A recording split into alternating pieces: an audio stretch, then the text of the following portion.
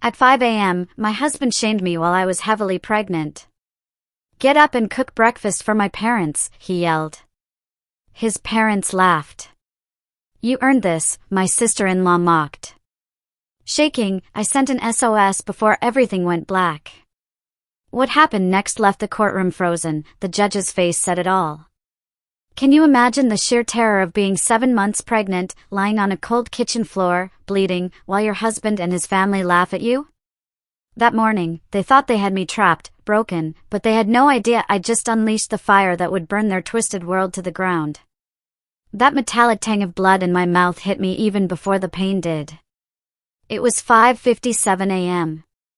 I know, because I saw the numbers blur on my phone through a haze of tears as my body slammed onto the cold kitchen floor. The slap.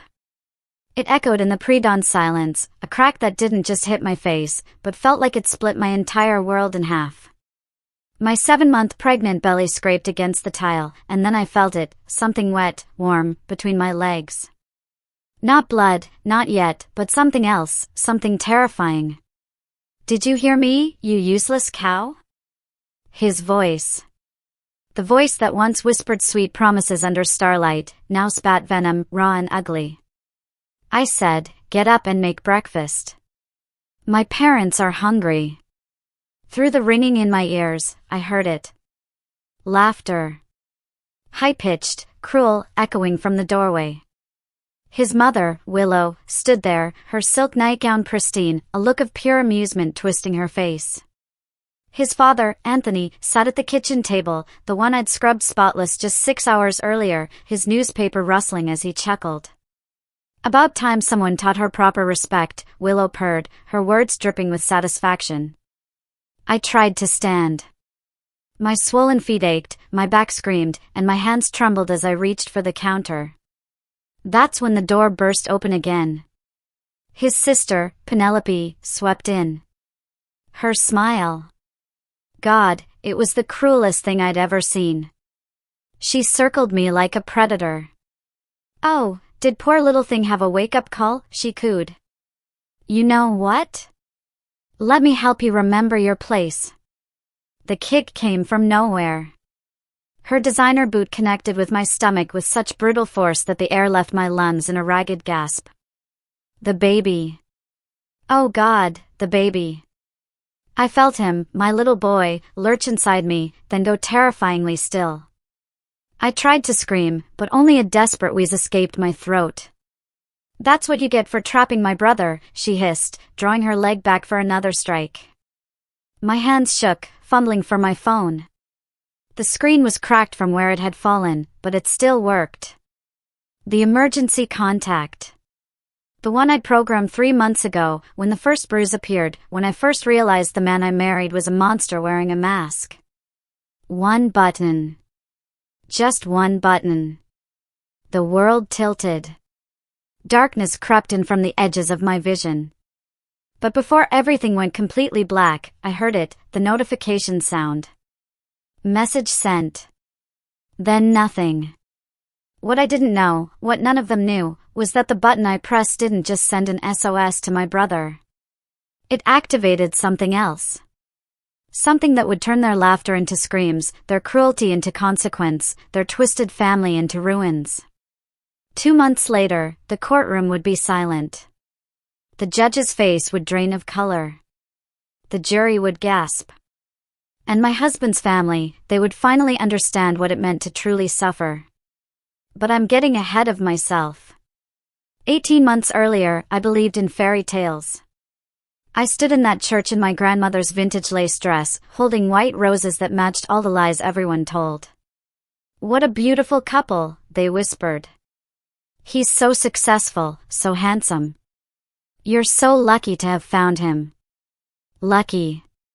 That word would haunt me. His name was Alexander Hunt. 32 years old, a senior architect at one of the city's most prestigious firms. He had a smile that could melt glaciers and eyes that promised forever. We met at a coffee shop where I worked part-time, finishing my nursing degree. He ordered a black coffee, then left a $100 tip with his number. "For making my morning brighter," he'd said. 6 months of whirlwind romance.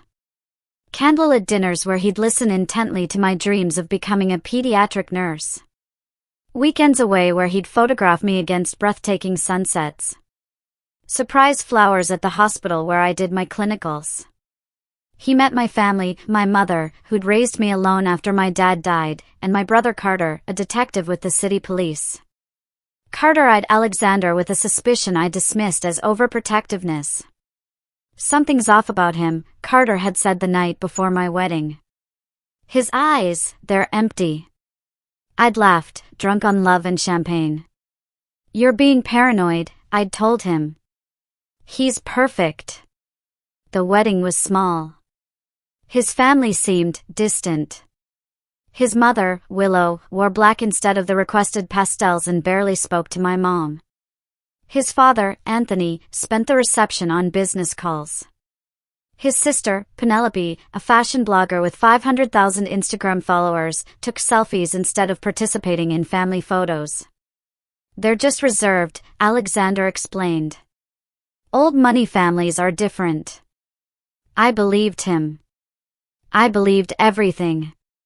The honeymoon in Santorini was a dream. White buildings against blue water. His hands gentle in mine. Promises of babies and forever whispered against my skin. I fell asleep in paradise, completely unaware I was making a deal with the devil. The first crack appeared 3 months after we returned. We'd moved into his family's estate, a massive colonial mansion on 10 acres outside the city. "It makes financial sense," he'd argued when I suggested finding our own place. "The house is huge. We'll have our own wing." But we didn't. His parents occupied the master suite and the entire east wing. Penelope had the west wing when she visited, which was often. Alexander and I got 2 rooms on the second floor, a bedroom and a small sitting area that his mother insisted on decorating herself. "You have no taste, dear," Willow had said sweetly, returning the soft blue curtains I'd bought and replacing them with heavy burgundy drapes that made the room feel like a tomb. "Trust me on this." I should have left then. I should have run. Then came the day I got pregnant. The morning I saw those 2 pink lines, I cried tears of joy. I'd always wanted to be a mother. Despite everything, the tension with his family, the way Alexander had grown distant, checking his phone constantly and coming home late, a baby would fix everything. A baby would make us a real family. I planned a surprise. I bought a tiny pair of booties and wrapped them in a box. I made his favorite dinner, beef Wellington, which took me 6 hours because I'd never made it before. I wore the green dress he loved. Willow found me in the kitchen that afternoon.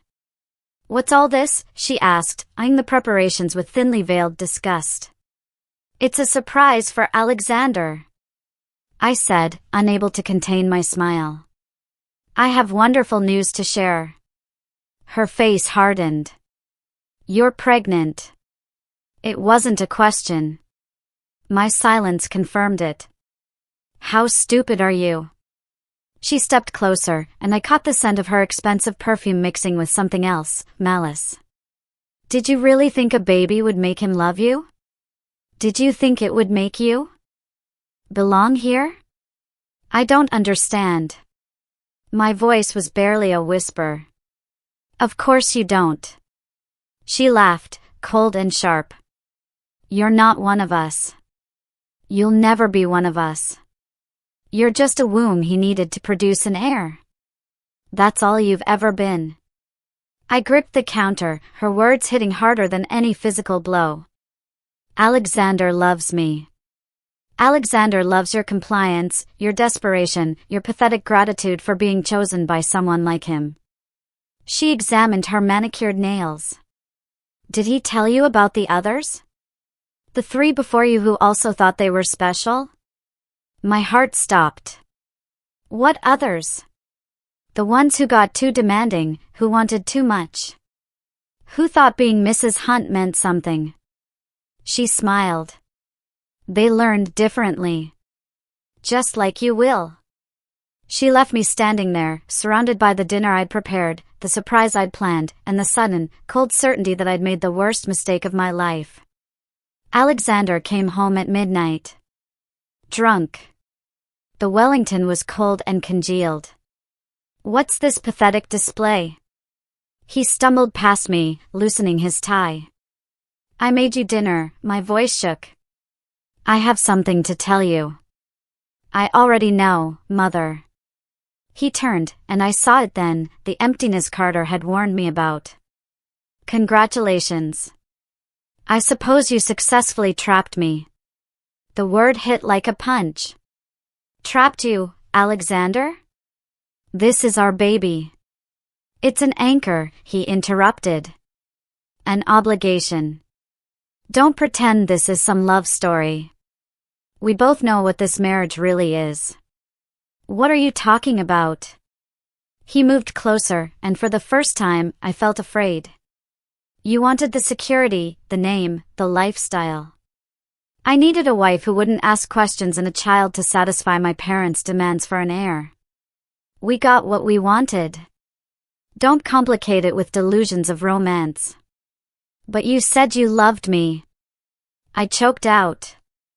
"All those months, I said what I needed to say." His breath reeked of whiskey. "You think you're the first woman desperate enough to believe it?" I slapped him. My hand connected with his face before I even realized I'd moved. The silence that followed was absolute. Then he smiled. Slow. Dangerous. Nothing like the warmth I'd fallen for. "Do that again," he whispered. "And you'll regret it." He left me alone with my cold dinner and my shattered world. I tried to tell myself it was the alcohol, the stress, a bad moment that didn't define us. I clung to those lies because the truth was a black hole I was terrified to look into. It was too horrible to face. The baby became my reason to stay. My little boy, I found out at the 12-week ultrasound, growing inside me while everything around me rotted. I quit my nursing clinicals. "No daughter-in-law of mine works like common labor," Willow had announced at a family dinner, and Alexander had nodded in agreement. "We'll discuss it later," I'd protested. "There's nothing to discuss," he'd said, his voice pleasant, but his eyes warning me not to argue in front of his parents. I lost myself, piece by piece. My phone calls with my mother grew shorter. Willow always seemed to interrupt them. My lunch dates with nursing school friends were cancelled. Alexander needed me home for this dinner party or that family event. My brother Carter visited once and left furious after Anthony insulted him throughout the meal. "Get out of there," Carter had pulled me aside, his detective instinct screaming. "I'm serious. Whatever you think is happening, it's worse than you know. I'm pregnant. I can't just leave." "Yes, you can. Mom and I will help. We'll figure it out." But I didn't listen. I was 4 months pregnant, exhausted, and still clinging to the hope that things would get better. It got worse. 5 months pregnant. I woke at 3 a.m. to Alexander's hand around my throat. "Who is he?" He snarled, his face inches from mine. I couldn't breathe. Couldn't speak. His fingers dug into my windpipe. "Who the hell is he?" Spittle flew from his lips. "I saw you smiling at your phone." "Who are you texting?" He released me just enough for me to gasp. My mother. Just my mother." He grabbed my phone, scrolled through it with one hand while keeping the other on my throat. When he found nothing, because there was nothing, he threw the phone against the wall. Shattered. "You're lying." "I'm not." "Alexander, please, the baby." He looked at my belly like he'd forgotten it existed. Then slowly, deliberately, he pressed his palm against it. My son kicked in distress. "Remember this," Alexander whispered. "You belong to me. Every breath you take, every move you make. Mine. If I even suspect you're thinking about leaving, I'll make sure you regret it." "And the baby?" Well, accidents happen. He left me there, trembling and crying, my hands protectively cradling my belly. The next morning, he was gone before I woke. On my nightstand sat a new phone and a diamond bracelet with a note, "Sorry about last night. Stress at work. Love you." The bracelet cost more than my mother's monthly rent. I wanted to throw it out the window. But I put it on. I'd learned that refusing his apologies only made things worse. 6 months pregnant. Willow started the training. "You'll wake at 5 a.m. every morning," she informed me over breakfast, a meal I'd prepared after she criticized everything the housekeeper made. "Anthony and I expect fresh breakfast at 5:30 sharp. Eggs Benedict, fresh fruit, coffee at exactly 175 degrees. "I'm 6 months pregnant," I said quietly. "The doctor said I need rest." "The doctor said no such thing," she smiled like a snake. I called her. She said light activity is fine. "And this is very light, dear. Just breakfast. Surely you can manage that." I looked to Alexander for support. He was scrolling through his phone. "Alexander, do as mother asks," he said without looking up. So I did. What choice did I have? My phone was monitored. My bank accounts were joint, meaning they controlled them. My car had been sold because I didn't need it anymore. I was a prisoner in a mansion. 7 months pregnant and slowly disappearing. The bruises started at 7 months. First, a grab that left finger marks on my arm. "You burned the toast," Alexander explained as if that justified it. Then a shove that sent me into the kitchen island, bruising my hip. "You're too slow," Willow criticized, stepping over me as I struggled to stand. Then Penelope arrived for an extended visit. His sister hated me from the moment we met, but now, seeing me vulnerable and trapped, she unleashed her full cruelty. "God, you're enormous," she'd say, photographing me without permission and laughing at the results. "You look like a whale." She'd steal my maternity clothes and hide them, forcing me to wear things that didn't fit while the family mocked me at dinner. She talked about Alexander's ex-girlfriends constantly. Emma was so elegant and thin. "Remember how thin Emma was, Alex?" Alexander would smile. "Very thin." "And Caroline, remember Caroline's legs? Incredible legs." They did this while I served them dinner, my swollen feet aching, my son doing somersaults inside me. The final straw came at dinner 3 weeks before the incident. I was serving the main course, roasted chicken that had taken me hours. When my hand cramped, the serving dish tilted. Gravy splashed onto Willow's silk blouse. The silence was deafening. "You clumsy bitch," Willow whispered. "I'm so sorry. It was an accident." My voice was desperate. Her hand shot out faster than I could react. She grabbed my hair and pulled, yanking my head back so hard I heard my neck crack. Accidents have consequences. Alexander stood. Finally, I thought. Finally, he'll defend me. He picked up his wine glass and poured it over my head. The cold liquid ran down my face, into my eyes, soaking my dress. Anthony laughed. Penelope recorded it on her phone. Willow smiled. "Clean yourself up," Alexander said. "You're embarrassing us." I ran, stumbled really, up the stairs to our bedroom. I locked the door and collapsed against it, sobbing so hard I couldn't catch my breath. My son kicked frantically, sensing my distress. I had to leave. Tonight. No. Before they killed me, or my baby, or both. I found my old phone, the broken one, and managed to turn it on. The screen was cracked, but it worked. I called Carter. "Come get me," I whispered. "Please, I need to leave now." "I'm on my way." "Pack a bag. I'll be there in 30 minutes. But I didn't have 30 minutes. Alexander kicked the bedroom door open. The locks splintered like they were made of paper. "Who were you calling?" His voice was eerily calm. "No one."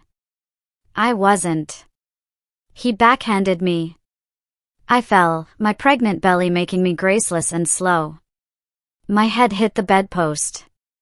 "I have software on every phone in this house," he said conversationally, kneeling beside me. "I heard everything." "Your brother's coming, is he?" "That should be entertaining."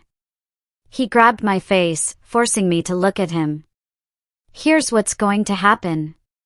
You're going to call him back and tell him it was a false alarm. That you were being emotional.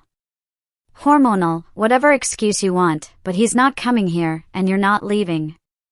Alexander, please. Or I'll have my father make some calls. Your brother's up for promotion, isn't he? Detective to lieutenant.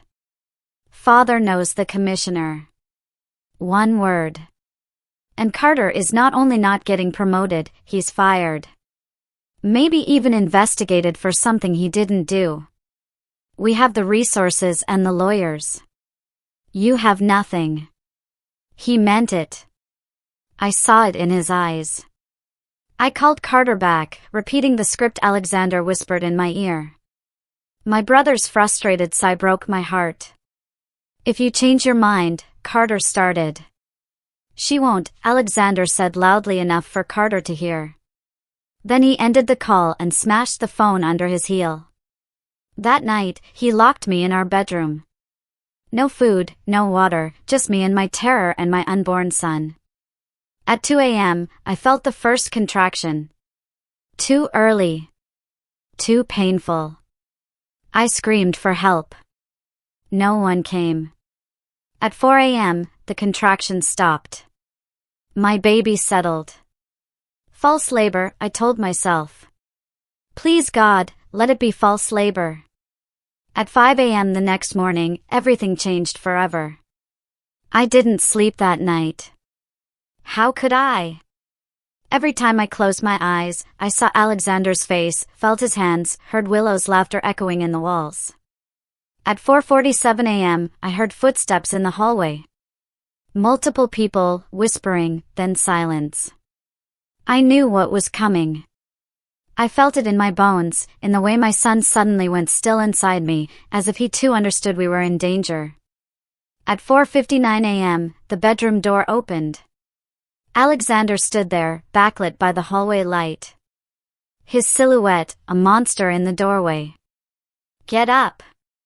My body ached everywhere. The false contractions had left me weak. My head throbbed where it had hit the bedpost. But I pulled myself upright, my hands instinctively protecting my belly. I said, "Get up." His voice cracked like a whip. I struggled to my feet. Too slow. Always too slow for them. That's when he hit me. The slap came from nowhere and everywhere at once. My head snapped to the side, and I felt something in my jaw crack. The force sent me stumbling backward, my pregnant body unable to balance. I caught myself on the bed, tasting blood, my ears ringing. But it was the words that came next that truly broke me. "Get downstairs and make breakfast for my parents and sister. Now." Through my blurred vision, I saw them. Willow in the doorway, her silk robe perfect, her smile satisfied. Anthony behind her, adjusting his cufflinks as if watching his son assault his pregnant wife was just another Tuesday morning. And Penelope, recording everything on her phone, her eyes gleaming with malicious delight. "You deserve it," Penelope called out, zooming in on my face. This was content to her, an entertainment. I tried to stand. My legs shook. Blood dripped from my mouth onto my nightgown. The white one Alexander had bought me for our anniversary, now stained red. "Please," I whispered. "The baby should have thought about that before you tried to run," Willow said coldly. "You made your bed, dear. Now you'll lie in it. Or rather, you'll get up and cook in it." I took one step, then another. Each movement sent shockwaves through my body. My son wasn't moving. Why wasn't he moving? That's when Penelope struck. She'd been waiting for it. I saw her eyes calculate the distance. Saw her shift her weight. Saw the smile spread across her face just before her designer boot, the same one she'd bragged cost $2,000, connected with my stomach. The world exploded into white-hot agony. I heard screaming. The sound tore from my throat, primal and desperate. I felt my son lurch violently inside me. Felt something tear. Felt liquid, too much liquid, flood down my legs. Oops. Penelope giggled. Did I kick too hard? Another kick. This one to my ribs as I curled on the floor. I heard something crack. This is for taking my brother away from us, she hissed, drawing her leg back again. I couldn't breathe, couldn't think, couldn't do anything but feel my baby thrashing in distress. Feel my body failing him. Feel death creeping closer with every second. My phone. Where was my phone? It was on the nightstand, the new one Alexander had given me. My hand crawled across the floor. Each inch, an eternity. Willow's heel stepped on my fingers. Where do you think you're going? But I'd reached it. My broken fingers wrapped around it, pulled it close. The screen was shattered when had that happened. But it still worked. The emergency function. The one Alexander didn't know I'd programmed 3 months ago during a rare moment alone. One button. Red, bottom right corner. I pressed it. The phone vibrated. Message sending. Then the world went dark. I woke to screaming. Not mine. The world came back in fragments. White ceiling, beeping machines, the smell of antiseptic. Pain everywhere, but different now. Managed. Controlled. My stomach, flat. No, the word came out broken. No. No. No. She's awake. Someone rushed to my side. A nurse, young, her eyes full of pity. Honey, stay calm. You're in the hospital. You're safe now. My baby, I tried to sit up. Couldn't. I was restrained. Why was I restrained? Your son is alive. Another voice. Older, authoritative. A doctor appeared. Her face grave. Barely. We performed an emergency C-section. He's in the NICU. 29 weeks. Underweight. Broken ribs from trauma, but he's fighting. 29 weeks. I'd been 7 months pregnant. How long had I been unconscious? You've been out for 6 hours, the doctor said, reading my confusion. You nearly died. Placental abruption, internal bleeding, 3 broken ribs, fractured jaw, severe bruising, and, she paused. Evidence of prolonged abuse. The machines beeped faster as panic set in. They're here. They'll come for me. You don't understand, no one is touching you. The voice came from the doorway, and I started crying before I even saw him. Carter. My brother looked like he'd aged 10 years in one night. His detective suit was wrinkled, his eyes red, but his face was set in stone. Behind him stood my mother, her hand over her mouth, tears streaming down her face. Baby, Mom whispered, rushing to my bedside. Oh, my baby. How? I croaked. Carter held up his phone. The emergency button you pressed? It didn't just send an SOS. It activated a backup recording protocol. Everything that happened this morning was recorded. Audio and video. And automatically uploaded to a secure cloud server, with me as the administrator. My hand, the one that wasn't broken, flew to my mouth. I had forgotten. 3 months ago, terrified after the first time Alexander hurt me, I begged Carter to help me without leaving. He'd installed a secret app on my phone, hidden within a fitness tracker, that would record and back up everything if activated. I heard everything, Carter said, his voice cracking. I heard them laughing while he couldn't finish. His hands were shaking. I called 911 immediately. Sent squad cars. But I also sent the recording to my captain and the district attorney. Before I even left my apartment, there were warrants being drawn up. They'll fight it, I whispered. Anthony has lawyers. Willow has connections. They'll make this disappear. Carter's smile was sharp and cold. They tried for about 2 hours.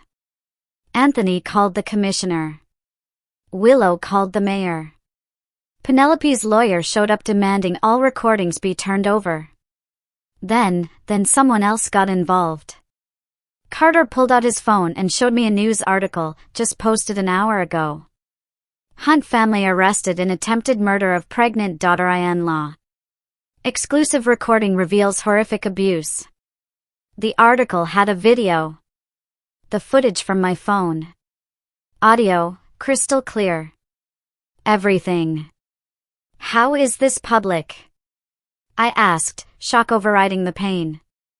The DA's office leaked it. Carter's grin grew wider. Anonymously, of course. But someone in that office, someone who's apparently tired of rich people buying their way out of justice, made sure every news outlet in the city got a copy. By 8 a.m., it was on every channel. By 9 a.m., it was trending nationally. By 10 a.m., Anthony's firm put him on leave. Willow's country club revoked her membership. And Penelope lost 300,000 Instagram followers. I couldn't process it. They're arrested? All 3 of them? Alexander too? They're currently in holding cells downtown.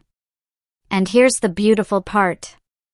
Because of the severity of the charges and the public nature of the evidence, bail was denied. Bail was denied? The doctor looked surprised. For people like the Hunts, that was unheard of. The judge saw the video, Carter said simply. Watched the whole thing in chambers. When Penelope's lawyer argued for bail, the judge asked him, quote, "Which part of kicking a 7-month pregnant woman in the stomach do you think deserves bail? The laughing before or after?" The courtroom erupted. The lawyer walked out. They're staying in jail until trial. I should have felt relief, but I felt terror. They'll retaliate. They'll come after you, after Mom, let them try. Carter's voice turned ice cold. I'm not some helpless woman they can bully. And here's something else you should know. After that video went public, 17 other women came forward. What? Alexander's ex-girlfriends, colleagues, even a high school classmate. All with stories of abuse, coercion, and threats. Penelope's former assistants reported workplace abuse. Anthony's secretary filed a formal complaint about harassment she'd suffered for 8 years. And Willow, Carter laughed, bitter and sharp. Willow's own sister called, giving sworn testimony about decades of psychological abuse in that family. The machines around me beeped wildly. I don't understand, you opened a door, Mom said softly, gripping my hand. Those people have been monsters for years, hiding behind money and reputation. But your courage to press that button. You exposed them. Now everyone sees what they really are. A nurse rushed in, checking my vitals. She needs to stay calm. Can I see my son? I interrupted. Please, I need to see my baby. They hesitated. The doctor nodded. 5 minutes. He's fragile. They wheeled me down fluorescent hallways, each turn taking me further from the nightmare and closer to my reason for surviving. The NICU was quiet, except for the sounds of machines breathing for tiny babies, fighting for lives barely begun. And there he was. 3 pounds, 4 ounces. Impossibly small. Covered in tubes and wires, bruises on his tiny ribs where Penelope's kick had broken them through my body. But alive. Breathing. Fighting. I touched the incubator's glass, unable to hold him, and sobbed. For him. For us. For everything we'd survived. He's strong, the NICU nurse said gently. Stronger than babies twice his size. It's like he's determined to make it, just to spite them. Fighter, like his mother. Can I name him? I asked. Before the trial, before anything else, can I name him? Of course, Mom said. What do you want to call him? I watched my son's tiny chest rise and fall, his miniature fingers curled into fists. Phoenix, I whispered. His name is Phoenix. Because we're both going to rise from these ashes. 6 weeks later, I stood in front of the courthouse with Phoenix in my arms. He'd spent 38 days in the NICU before the doctors finally declared him healthy enough to go home. Home, in this case, was my mother's small apartment across town, far from the Hunt mansion, which had been seized as part of the investigation. You don't have to testify, Carter reminded me for the 100th time. The recording is evidence enough, the DA said. I'm testifying, I cut him off. Phoenix stirred against my chest, his tiny fist gripping my shirt. They tried to kill me and my son. They need to see that we survived. That they failed. The media circus outside was insane. Cameras everywhere, reporters shouting questions, protesters with signs reading "Justice for Phoenix" and "Lock them up." The Hunt family saga had become national news, a symbol of wealth, privilege, and the abuse hidden behind perfect facades. Inside, the courtroom was packed. Every seat filled, people standing in the back, sketch artists frantically drawing because cameras weren't allowed. And there they were. Alexander sat at the defense table in an orange jumpsuit, his perfect hair disheveled, his face gaunt. 6 weeks in jail had stripped away the polished exterior. He looked smaller, somehow broken. Next to him, Willow sat ramrod straight, refusing to look diminished despite the prison garb. Her lawyer whispered urgently in her ear, but her face remained stone. Penelope was crying. Real tears or performance? I couldn't tell anymore. Her Instagram-perfect makeup was gone, replaced with dark circles and sallow skin. Anthony sat separately. His lawyer had convinced the judge to grant him a separate trial based on some legal technicality I didn't understand, but he was there, watching from the gallery, his face unreadable. The judge entered. Honorable Margaret Torres, a 60-year-old woman with a reputation for being tough but fair. She'd seen the video. Everyone had seen the video. The question now is whether justice would prevail, or money would win, as it always did. All rise, the bailiff called. The trial began. The prosecutor, a sharp woman named Catherine Williams, started with the recording. In the silent courtroom, my screams echoed. The slap. The laughter. Penelope's voice, did I kick too hard? I watched the jury. 12 faces, ranging from horror to rage to tears. An older man in the back row openly wept. Then came my testimony. I walked to the stand on trembling legs, my body still healing from everything they'd done. The prosecutor approached gently. Tell us about your marriage to Alexander Hunt. I did. All of it. The romance that was really grooming. The isolation. The control. The first time he choked me. The escalation. Willow's cruelty. Penelope's violence. Anthony's enabling silence. Objection. Alexander's lawyer shot up. This is character assassination, not evidence. Overruled, Judge Torres said coldly. The witness is providing context for the events in question. Sit down, counselor. I continued. 3 hours of testimony. The defense attorney tried to rattle me during cross-examination. Isn't it true you were depressed during your pregnancy, that you had a history of mental health issues? No, isn't it true you were clumsy, that the injuries could have been accidental? I was kicked deliberately while lying on the ground, I said steadily. My son's broken ribs matched the pattern of a boot.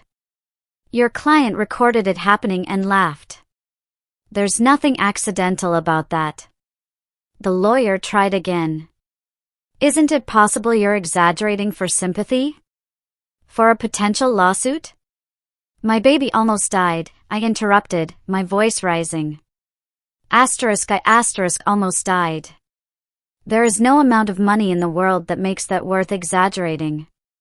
I'm here because they need to face consequences for what they did. The courtroom erupted in applause. The judge banged her gavel for order, but even she couldn't completely hide her expression of approval. Then came the surprise witness. The prosecution calls Emma Whitmore. A woman in her 30s took the stand. Elegant, composed, but with haunted eyes. I recognized Miss Whitmore. How do you know the defendant, Alexander Hunt? I was engaged to him 4 years ago. The courtroom buzzed. This wasn't in any pre-trial documents. Can you describe your relationship? Emma's voice shook, but held steady. It started like a fairy tale. He was charming, attentive, perfect. We got engaged after 6 months. Then I moved into the Hunt family home, and everything changed. She described the same pattern, the isolation, Willow's cruelty, Alexander's violence. The final incident where he pushed her down the stairs and she'd miscarried a baby she hadn't known she was carrying. Why didn't you press charges? The prosecutor asked. They paid me, Emma said bluntly. $1 million and an NDA. Anthony Hunt's lawyers told me if I went public, they'd destroy me, ruin my career, my family's business, my reputation. They had the resources. I had medical debt from the miscarriage and a broken back. So, I took the money and stayed silent. What made you come forward now? Emma looked directly at me. I saw her story, saw what they did to her and her baby, and I realized if I stayed silent again, I'd be complicit. The money doesn't mean anything if I can't live with myself. 3 more women testified. Similar stories. A pattern of abuse spanning over a decade. Alexander's lawyer tried to discredit them, suggesting they coordinated testimony. Then the prosecutor dropped the bomb. Your Honor, the prosecution would like to introduce new evidence discovered during the investigation. She presented financial records, offshore accounts, payments to law firms with notes like settlement W and NDA fee. Over $7 million in hush money over 15 years. The Hunt family has systematically abused, traumatized, and silenced women for over a decade, the prosecutor said. They've used their wealth not just to commit these crimes, but to bury the evidence. Until now. The defense crumbled. Alexander's lawyer tried to argue that the financial records were obtained illegally. Judge Torres shot that down. Willow's lawyer claimed his client was just supporting her son. The jury's faces said they weren't buying it. Penelope's lawyer attempted to paint her as a victim of family dysfunction. The video of her laughing while kicking me destroyed that narrative. The trial lasted 3 weeks. Each day brought new revelations. Anthony's secret second family in another state, funded by embezzled company money. Willow's history of psychological abuse toward household staff with NDAs dating back 30 years. Penelope's documented pattern of violence, including an incident where she deliberately crashed her car into an ex-boyfriend's house. The Hunt family empire was collapsing in real time. Finally, closing arguments. The defense tried. They painted Alexander as a man under stress. Willow as a traditional mother protecting her son. Penelope as young and impulsive. They argued for leniency, for understanding, for consideration of their previously unblemished reputations. The prosecution was devastating. You've seen the video, Catherine Williams said, facing the jury. You've heard it. You've heard her screams. You've seen that tiny baby fighting for his life in the NICU. The defense wants you to consider the defendants' reputations. I ask you to consider this: what kind of reputation allows someone to kick a pregnant woman in the stomach and laugh about it? She held up photos. Me in the hospital, bruised and broken. Phoenix covered in tubes. Emma Whitmore's medical records from her miscarriage. This isn't about wealth or status or traditional family values. This is about three people who believed they were above consequence, who believed their money and name made them untouchable, who destroyed lives without remorse because they thought no one would stop them. She paused, letting the words sink in. Today, you have the power to prove them wrong. The jury deliberated for 4 hours. When they returned, the forewoman's hands shook as she read the verdict. In the case of the state versus Alexander Hunt, on the charge of attempted murder, we find the defendant guilty. Alexander's face drained of color. On the charge of domestic violence, guilty. On the charge of assault resulting in bodily harm, guilty. Willow remained stone-faced, but I saw her hands trembling. In the case of the state versus Willow Hunt, on the charge of conspiracy to commit assault, guilty. On the charge of aiding and abetting attempted murder, guilty. Penelope broke down, sobbing. In the case of the state versus Penelope Hunt, on the charge of assault with intent to cause grievous bodily harm, guilty. On the charge of assault of an unborn child, guilty. The courtroom erupted. Judge Torres banged her gavel, calling for order. Then came sentencing. This happened immediately, unusual, but not unprecedented in cases this clear-cut. Judge Torres's face was granite as she spoke. I have been a judge for 23 years. I have seen many disturbing things in this courtroom. But nothing has disgusted me more than watching that video and hearing the evidence in this case. She looked at Alexander. You took a woman who loved you and systematically destroyed her. You isolated her, abused her, and in the end, you nearly murdered her and your own unborn child. You are sentenced to 30 years in prison, without possibility of parole for 15 years. Alexander's lawyer objected. The judge ignored him. Willow Hunt, you enabled and encouraged your son's abuse. You treated a vulnerable, pregnant woman with cruelty that defies comprehension. You are sentenced to 15 years. Willow finally cracked, her composure shattering. Penelope Hunt, you kicked a 7-month pregnant woman in the stomach hard enough to break your nephew's ribs through his mother's body. You filmed it, laughing. You are sentenced to 20 years. Penelope's wails filled the courtroom. And let me be clear, Judge Torres continued, her voice rising. These sentences are not up for negotiation. There will be no early release for good behavior, no transfers to cushy minimum security facilities.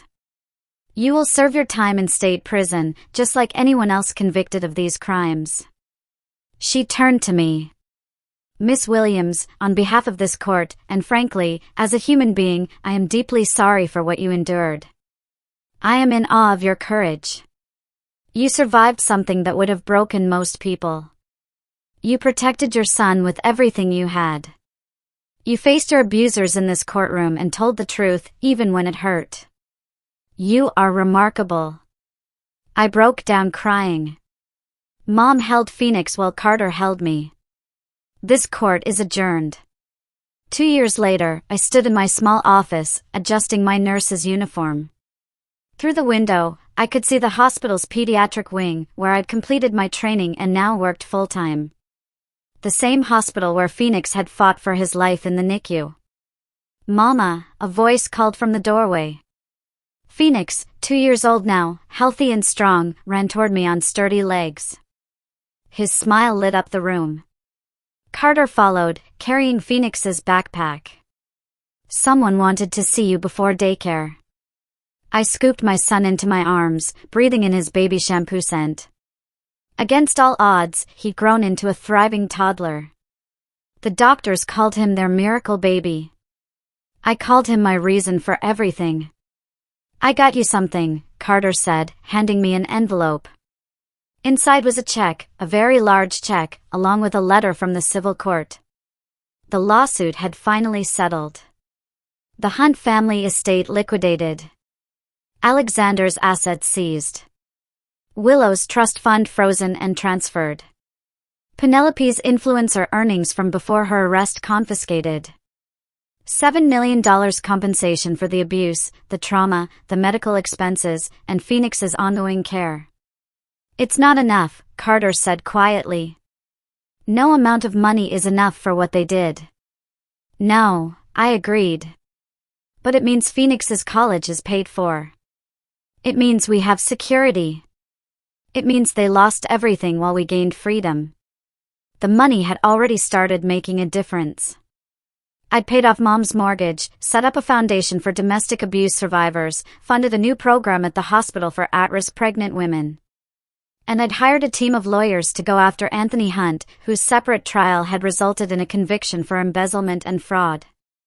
His sentence, 25 years. His second family had sued him for abandonment. His company had dissolved. The Hunt name was now synonymous with corruption and abuse. My phone buzzed. A text from Emma Whitmore. Coffee next week. The other survivors and I are starting a support group. I smiled and replied, absolutely.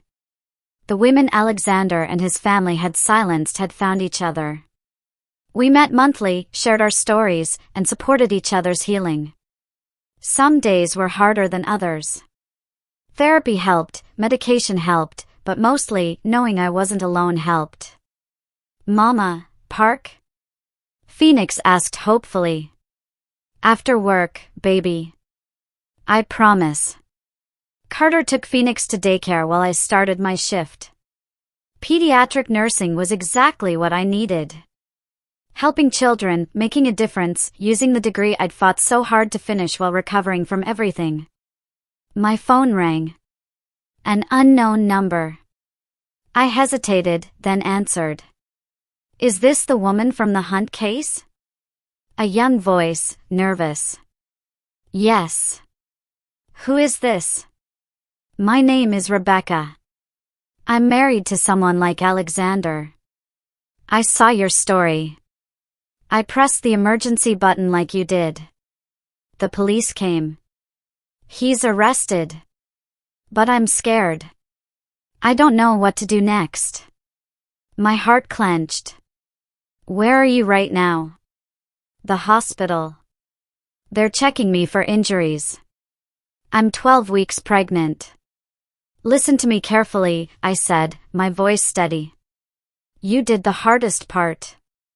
You asked for help. Now you're going to be brave for your baby, the way I was brave for mine. Do you have family? A sister?